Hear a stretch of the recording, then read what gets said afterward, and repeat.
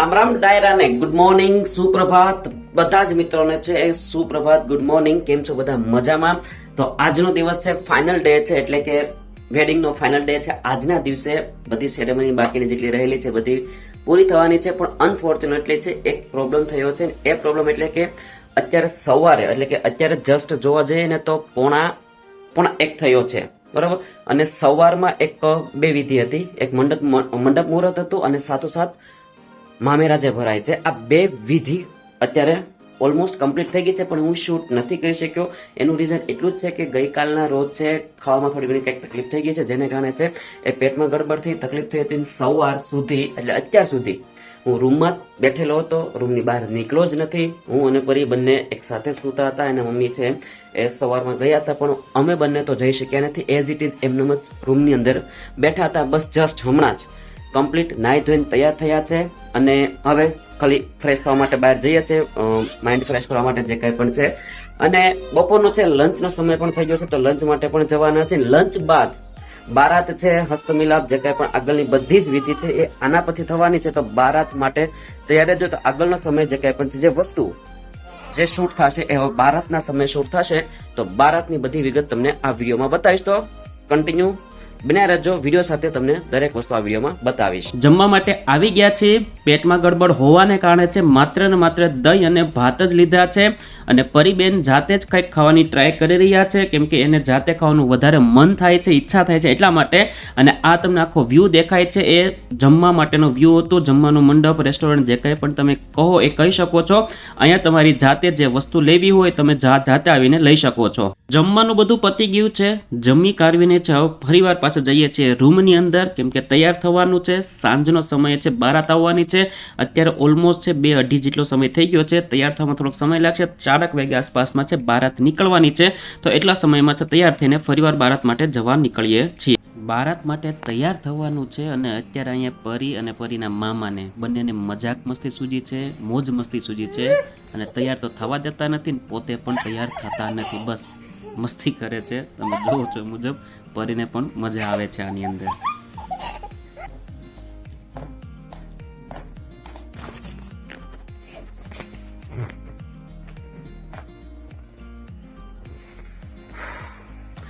અંતે તૈયાર થઈ ગયા છીએ. બપોરનો સમય થઈ ગયો છે, લગભગ અત્યારે અરાઉન્ડ છે 4 વાગ્યા છે. અને જાન માટે ઓલમોસ્ટ બારાત માટે તૈયાર કમ્પ્લીટ થઈ ગઈ છે. ઢોલ નગારા વાગી રહ્યા છે. અહીંયા હું અને પરી અમે બંને કમ્પ્લીટ તૈયાર થઈ ગયા છીએ. પરીબેન પણ તૈયાર થયા છે, હું પણ તૈયાર થઈ ગયો છું. ને હવે અમે જવાના છે બારાત માટે, કારણ કે છોકરા તરફથી અમે છીએ એટલા માટે બારાતમાં જવાના છે. એના પરીના મમ્મી છે નીચે ગયા છે બ્યુટી પાર્લરમાં તૈયાર થવા માટે. સ્પેશિયલ બ્યુટી પાર્લર વાળા હતા, કેમ કે બેન એની થાય એટલા માટે. તો એમને તૈયાર કરે છે ઘણા સમયથી, 2 કલાકથી ઓલમોસ્ટ થઈ ગયો છે સમય. એ પણ તૈયાર જ છે, અમે પણ તૈયાર થઈ ગયા છીએ. બસ અમે હવે અહીંથી હું અને પરી હાય કરી દે, હું અને પરી અમે બંને છે અહીંથી હવે નીકળીએ છીએ જવા માટે. રૂમની બહાર નીકળતા તે અહીંયા છોકરીવાળાના છે એ ફોટોશૂટ થઈ રહ્યું છે અને અહીંયા છે છોકરાવાળા છે ફોટોશૂટ થઈ રહ્યું છે. સૌથી આગળ જે સફેદમાં દેખાય છે તમને એ છે વરાજો, અને આ બાજુ જે મિડલમાં દેખાય છે તમને, મિડલની બાજુમાં પાછળ જે રેડ રોઝ નાખેલ છે એ છે દુલ્હન. તો અહીંયા ફોટોશૂટ થોડુંક ચાલી રહ્યું છે જસ્ટ રૂમની બહાર નીકળતા તે લોનની અંદર. એટલે ઓલમોસ્ટ બધી તૈયારી કમ્પ્લીટ થઈ ગઈ છે. હવે જાનની તૈયારી છે અને નીકળવાના છે જાન લઈને.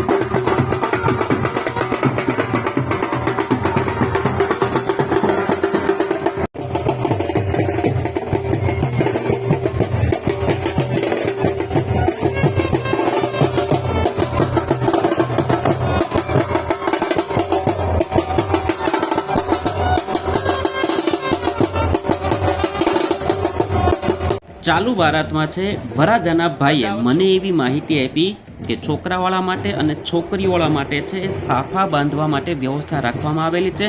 બંને માટે અલગ અલગ સાફાની વ્યવસ્થા કરેલી છે. તો તમે અને કુણાલ બંને છે જઈ આવો, સાફો બાંધી આવો. અહીંયા ભાઈ છે આ રૂમની અંદર છે એ સાફો બાંધી રહ્યા છે. આ સાફો છે એ કન્યા પક્ષવાળા માટે છે અને આ સાફો જે અત્યારે બંધાઈ રહ્યો છે એ છોકરા પક્ષ માટે સાફો રહ્યો છે.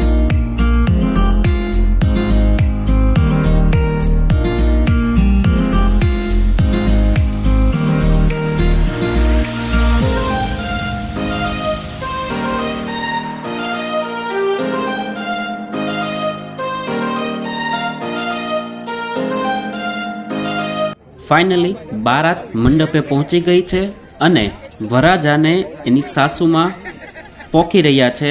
એ વિધિ અત્યારે ચાલી રહી છે.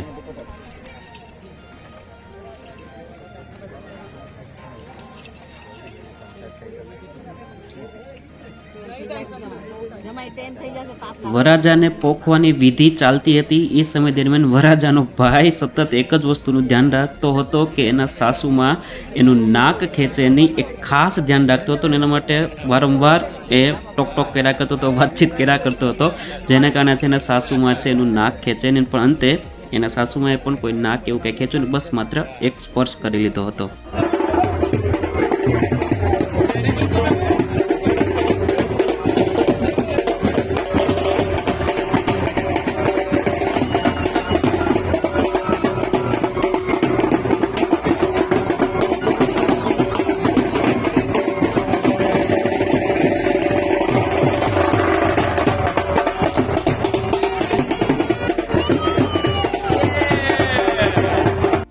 બ્રાઇડની એન્ટ્રી એટલે કે દુલ્હનની એન્ટ્રી વખતે છે એક થોડી કમતી છે એ કોમેડી થઈ ગઈ, રમૂજ થઈ ગઈ. આજે છોકરીદાર નીકળીને છે તમને દેખાઈ રહી છે એમને એક સૂચના આપવામાં આવેલી હતી કે તારે માઇક લઈને ચાલવાનું છે, ધ બ્રાઇડ ઇઝ હિયર, અને પાછળ છે એ દુલ્હન ધીમે ધીમે આવશે. પણ એવું કરવા કરતાં એ છોકરી બોલતા બોલતા એકલી ને એકલી સીધી મંડપ સુધી પહોંચી ગઈ અને બ્રાઇડ તો અહીંયા જ ઊભા હતા, હજી એ આગળ વધ્યા હતા નહીં.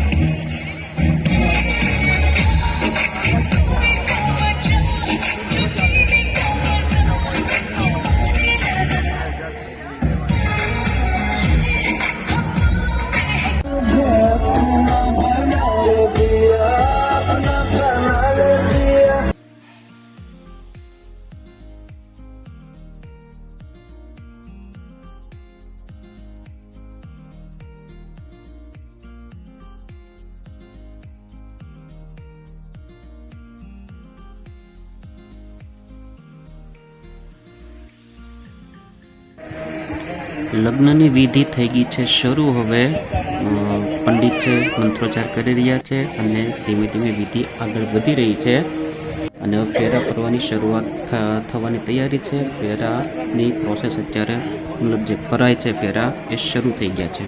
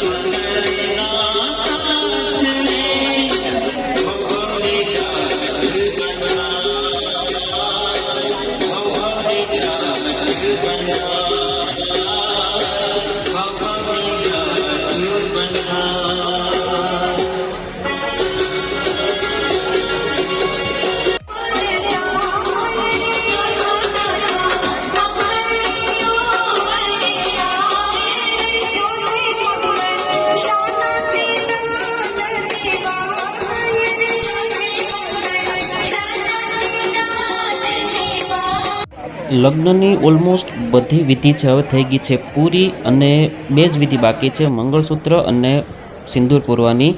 ત્યાં વચ્ચે પરીબેનને વધારે મજા આવી ગઈ, આનંદ આવી ગયો, તે કૂદકા લગાવવા લાગ્યા કેમ કે એમના મામા પરણે છે. બીજું કોઈ થોડું પરણે છે, મામાના લગ્ન થાય છે તો મોજ તો આવી જોઈએ ને. બસ એ મોજ મસ્તી કરે છે, આનંદ કરે છે.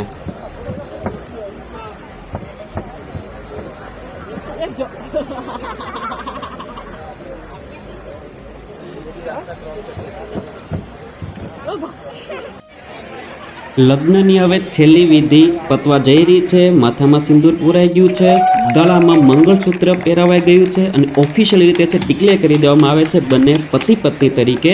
અને આ છેલ્લે ફેમિલી ફોટોશૂટ થઈ રહ્યું છે આફ્ટર મેરેજ.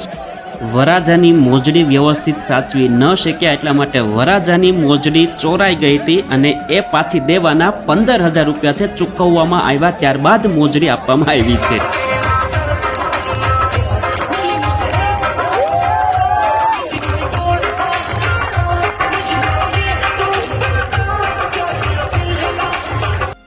લગ્ન બાદ રિસેપ્શનનો કાર્યક્રમ એ પણ છે એ તરત જ રાખવામાં આવેલો હતો. તો વર અને કન્યા બંનેની એન્ટ્રી થઈ ગઈ છે.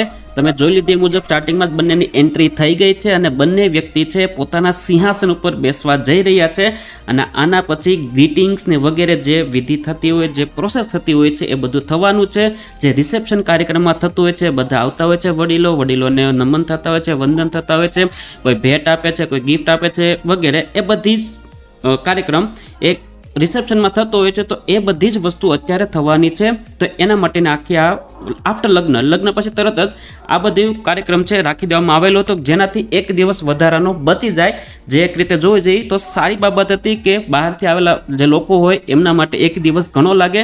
તો એક રીતે સારું કહેવાય કે બધું ફટાફટ પતી જાય. તો મિત્રો, વિડીયોમાં તમે જોયું એ મુજબ છે લગ્નની તમામ વિધિ છે અત્યારે ક્લિયર પૂર્ણ થઈ ગઈ છે. રિસેપ્શન પણ સાથોસાથ જ રાખવામાં આવેલું હતું. તો રિસેપ્શન પણ છે અત્યારે પૂર્ણ કરી દેવામાં આવેલ છે, પૂરું થઈ ગયેલું છે. અને અમે હોટલના રૂમમાં આવી ગયા છીએ, નાઈ ધોઈને ફ્રેશ થઈ ગયા છીએ અને હવે થાકી ગયા છીએ તો સુવાની તૈયારી કરી રહ્યા છીએ. આશા રાખું છું કે આ જે બ્લોગની મેં સિરીઝ નાનકડીથી બનાવેલી છે તમે એને પસંદ કરતા હશો, તમને મજા આવતી છે. તો શરૂઆતમાં કહું છું એ મુજબ, દર વખતે કહું છું એ મુજબ, જો વિડીયો ગમ્યો હોય તો મિત્રો વિડીયોને ખાસ લાઈક કરજો, મોટિવેશન વધારે મળશે નવા વિડીયો બનાવવું એટલા માટે. અને જો ચેનલ સારી લાગતી હોય તો ચેનલને ખાસ સબસ્ક્રાઇબ કરી લેજો. આવા અવનવા વિડીયો, અવનવી માહિતી, અવનવા ટ્રાવેલ બ્લોગ કે કોઈ પણ બ્લોગ એ તમને સમયસર આ ચેનલની અંદર હું હંમેશા આપવાની કોશિશ કરીશ. તો ખાસ ચેનલને સબસ્ક્રાઇબ કરી લેજો. તો બસ એટલું રાખીએ છીએ આજનો દિવસ માટેનું. આવતીકાલનો પ્લાનિંગ એટલો છે કે આવતીકાલે હવે સવારે 11 સુધી આ હોટલમાં રોકાવાના છે અને ત્યારબાદ ચેકઆઉટ કરીને અમે બીજી જગ્યાએ જવાના છીએ, કેમ કે 2 દિવસ હજી અમે અહીં રોકાવાના છીએ. તો આખું ગોવા અમે પણ કવર કરવાના છીએ, ફરવાના છીએ. સ્પેશિયલી ફરવા માટે જ રોકાયા છીએ 2 દિવસ. તો એ 2 દિવસની પણ તમને જર્ની જે કંઈ પણ હશે એ તમને આ વિડીયોની સિરીઝની અંદર છે એ બતાવીશ. એ બધી જ વસ્તુ તમને હું શેર કરીશ. તો ખાસ બનાવી રહેજો અને મેં કીધું મુજબ ચેનલને સબસ્ક્રાઇબ કરી લેજો. તો આજના દિવસ માટે એટલું જ રાખીએ છીએ. Tata, bye bye, good night.